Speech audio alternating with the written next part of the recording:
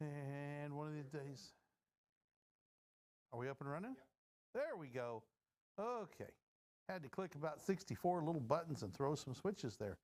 Good Wednesday afternoon. I'm Kent Martz with Explorer Scientific. Welcome to the Explorer Alliance's First Light Chronicles.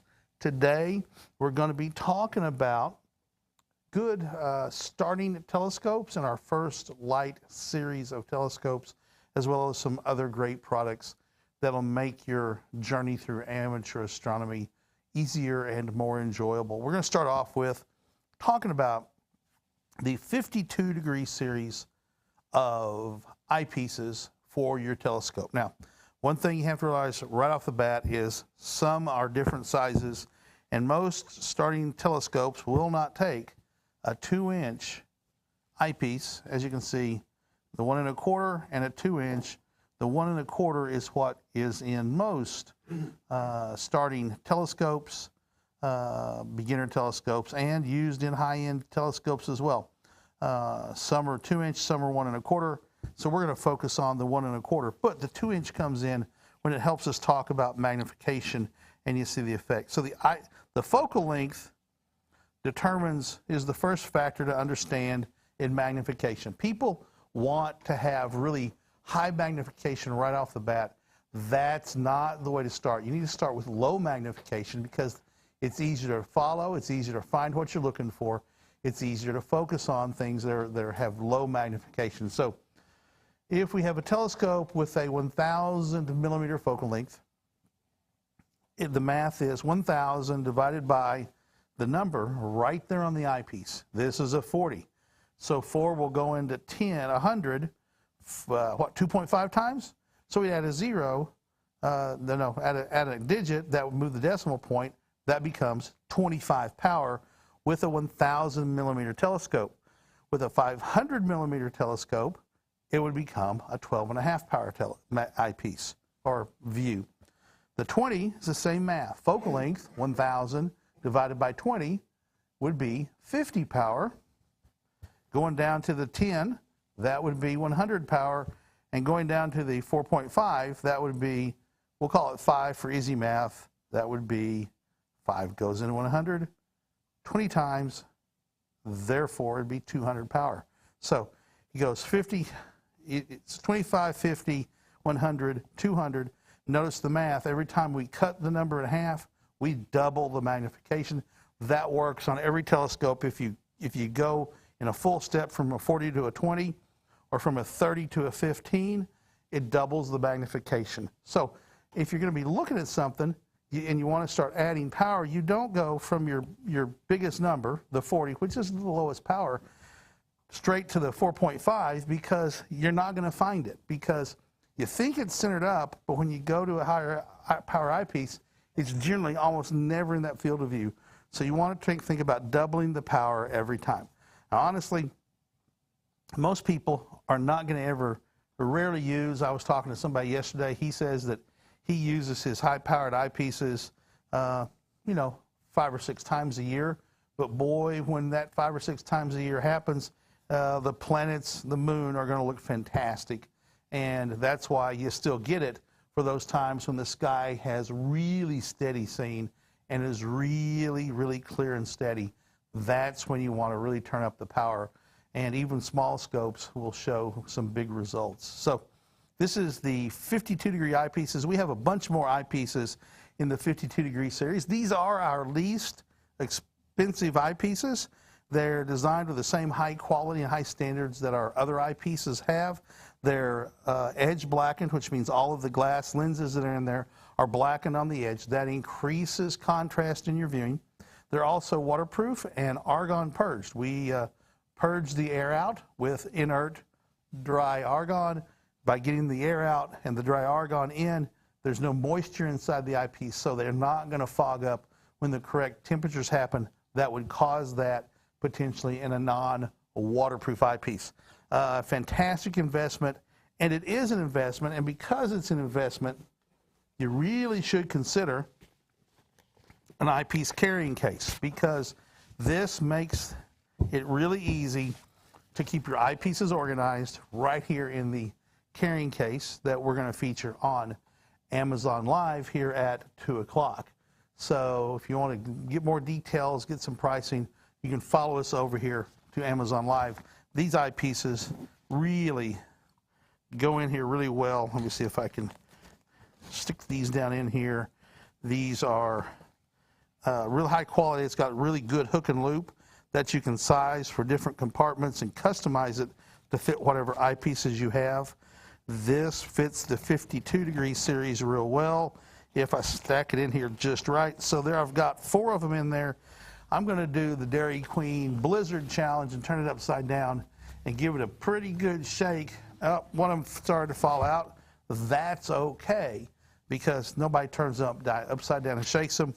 Has a nice padded interior with a double zipper so you can zip them up and keep them safe. This is a great investment for your eyepieces right here. Something you definitely should consider. If you have eyepieces, you need to have an eyepiece case to protect that investment. So we're going to move on to a telescope real quick before signing off. This is the Explorer First Light. Oh, we got a question. Is there a question? I don't see a question. See it up on your screen? Charity Rose Walker, learning quietly this time. Excellent. That's what you should do, learn. But if you have questions, always ask. We have a chat function that'll roll through here. Paul will wave at me, and hopefully I'll remember to look at the screen to see the comment that he pushes over there on it. So Charity Rose, we appreciate you joining us on the broadcast right now.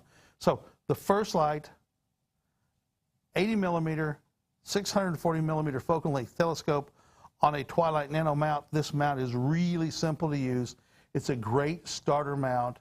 You can simply move the telescope left, right, up and down to point it at the target you want to point it at. The telescope has an aperture of 80 millimeters, so 80 millimeters across. This is more. This is a dew shield. The telescope glass is right here, so that's 80 millimeter aperture. And I'm going to spin this around this way for you. With a focal length, where it comes to focus, of 640 millimeters. And you can see it right there. Something popped up. Nope, I see what it is. Yep. So it has a nice, smooth focuser that will allow you to focus on your target. It comes with a superplossal 25 millimeter. The superplossal refers to the design function. It also comes with a diagonal that you can take out to make a shorter focal length, shorter length package to make it easier to transport, right? And this is simply, the light comes in, strikes a mirror right here, bounces off at a 90-degree angle, so it makes it really easy to look through the telescope, right? When you're pointing straight out, you could get down and have to look through here, like old school telescopes, but when you start pointing up in the sky, it becomes very difficult to get down and look up through the telescope, whereas right here, you're easy to just look into the eyepiece, make a focus, and go on down the road. Also, right here, it comes with a red dot finder scope, a red dot finder that simply puts a red dot on a piece of plastic inside the housing, and it's not a laser that shoots out. And you then align the red dot by moving a couple of knobs with whatever's in the field of view of the telescope. My advice is to do it in the evening and pick out a distant object like a tree or a stoplight, you know, the farthest away thing you can see, maybe a radio tower, a church steeple or something unique that you can find, get it centered up in the eyepiece, and then adjust the red dot finder to where it's on top of it. Now, when you want to go out and say, look at the moon or look at a bright star or a planet or something, you turn the red dot finder on, move the telescope to where the red dot finder is right on top of what you're looking for, and then the object should be in your field of view. Now, if it's off to the side a little bit, you can center up the object and then fine-tune the red dot finder and get those two together so they're looking at the same spot in the sky. Now, I want to use a caution here. Oh, one thing first. It also comes with a smartphone adapter.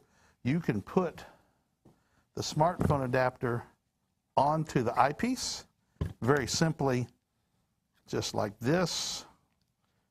Loosen it up a little bit so I can get it in there. Put it on there, tighten down the keeper screw, And now you can put your smartphone on here. They'll stick to the little suction cups. Many of the phone cases you have to take off because these won't stick to it. Also comes with an elastic band so you can strap it on here to keep it on there a little bit better.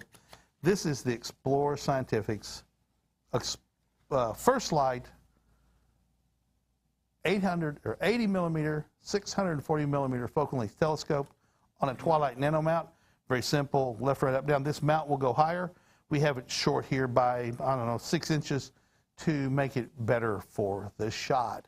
So one other thing real quick. Oh, and looking on the front right there, you can see that it says, don't look at the sun. It says it there. It says it on a little hanger back here on the focuser. It says it on the cover of the back side of the telescope. It says, don't look at the sun in 3 places. And that's true. Don't look at the sun unless you happen to buy a sun catcher. This is solar safe film that we sell. Don't have to be afraid of it. It blocks out and reflects almost all the light, making any telescope a solar safe telescope. This is one that's way too large for this telescope, but the principle's the same, and I didn't get any foam pieces. It comes with 4 foam pieces and double-sided stick tape, so you can put the foam in here, right? And this has been used so much the foam does not stick anymore. You can do that, and there's going to be another one here, another here, and then cut off the pieces to fit the end of your telescope, right? Now, when you do this, you don't want to cut this loose. You want to have to really force that on there, because if you don't, somebody's going to knock it off, the wind's going to knock it off, and if you're looking through the telescope, even an instantaneous millisecond burst of highly concentrated focused sunlight is going to do severe damage to your eye. Therefore, we want this to be really rugged and safe and stick on your telescope very firmly so it won't hurt you any. So once that's done, you can see you can just look up and use your telescope now as a solar telescope. One word of caution I tell people, it always is, hold it up to the sun or a bright light and look for dots, cracks in it. Look in here to see if you can see glowing holes or cracks. If there is, don't use it. You can contact us and we'll get you a new piece of solar film for your sun catcher from Explore Scientific. So it's 1:52. Going to take a few minutes here to get set up for our Amazon live broadcast. We're going to be going live on Amazon at 2 p.m. Central Time. We do it every day, Monday through Friday. However, probably or may not have one on Friday. Haven't talked to Annie yet, but Tyler and I are going to be going to Fort Worth, Texas, to attend the Fort Worth Photo Fest, which is one of our new dealers at Fort Worth Camera.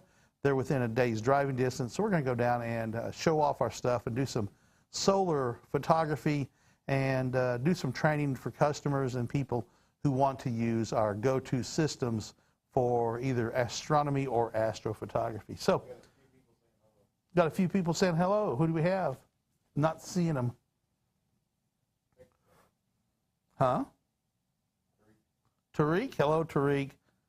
Hi, Tariq. Appreciate the shout out. We appreciate you joining us. Hope things are going well in the UAE. Tariq is a resident of the UAE. Cynthil Nagapan, thank you, Cynthil, for joining us today. Good to see you. And who else we got, Paul? All right, that's it. That's the only people giving shout outs right now. So we're going to go ahead and sign off and move over to Amazon Live. Thank you for your attention and blessing us with your time. Hopefully you can make it over to Amazon Live, where we'll be talking about a whole bunch more products. Until next time, goodbye, everybody. I'm Kent Martz for Explore Scientific.